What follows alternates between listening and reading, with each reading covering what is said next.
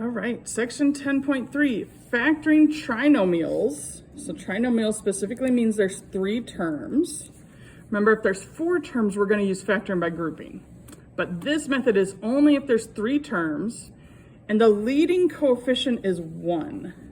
So that means that our ax squared is just going to be 1x squared. That's important because it's normally ax squared plus bx plus c. That's our polynomial. We're going to specifically want the a to be 1 to use the methods we're going to learn in 10.3.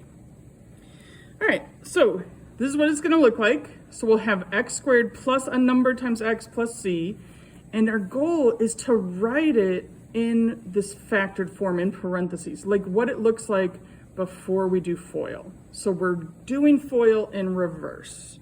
That's the idea of factoring these trinomials. To do that, we need to find a pair of numbers who multiply to c. So product means multiply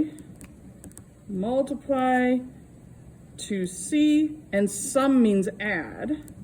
So we need to add to b. So we're always going to try to multiply to the last number and add to the middle number. And if you look at the previous video, what we were doing, that's sort of what it ended up being, right? Is that if we sort of flip signs around, we can get something different here by just making the signs different of the numbers that we're going to put after x. All right.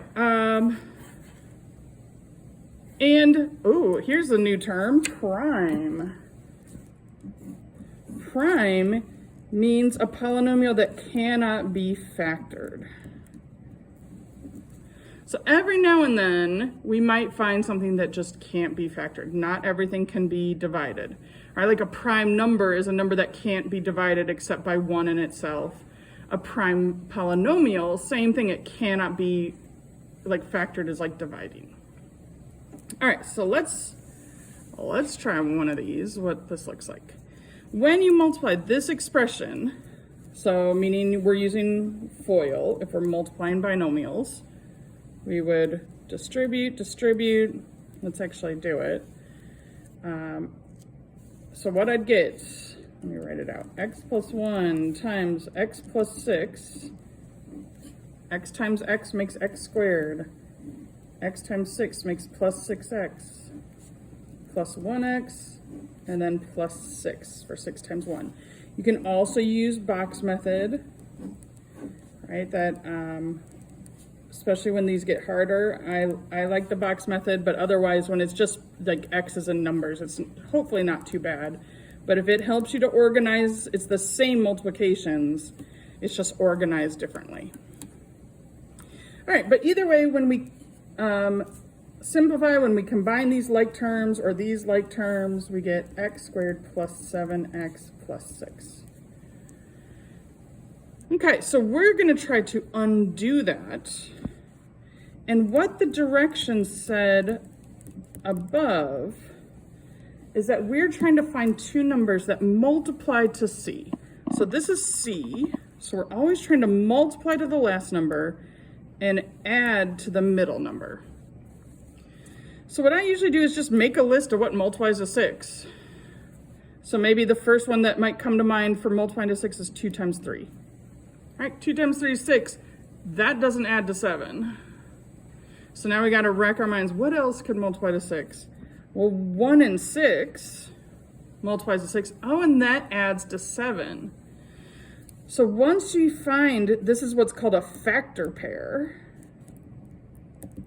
then we know we were able to reverse the FOIL. So it's x plus 1 times x plus 6, which is exactly what we start with, right? Like this one's a little weird because we knew the answer, presumably. But I wanted to show you how this works, is that we're always trying to multiply to this last number, add to the middle number, and that will give us the 2 numbers we need to fill in. Okay, so let's try this without like knowing the answer ahead of time. So we're going to try x squared plus 7x plus 12. So this one we need to find a pair of numbers whose product multiplication is the c number, which is in this case 12. and whose sum we're always going to add to the middle number to b, so that's 7. So we're trying to multiply to 12 and add to 7. All right, then it asks, what do we know about the signs of these numbers? Well, if we need to multiply to a positive, there's only two choices. It's either both positive or both negative. Right? But that's our options if we're going to multiply to positive 12. To add to a positive, they definitely both need to be positive. So we're looking for two positive numbers. To multiply to a positive and to add to a positive, they have to both be positive. Okay, so let's figure out what multiplies to 12. They say make a table. I'm a big fan of a tree diagram. You can certainly make a table if you want. I'm just going to write out what multiplies to 12. 1 and 12, 2 and 6, 3 and 4. You really need to know your times tables well to do factoring. At least to do factoring well and to make it not such a long process. So hopefully we knew that that's how to multiply to 12.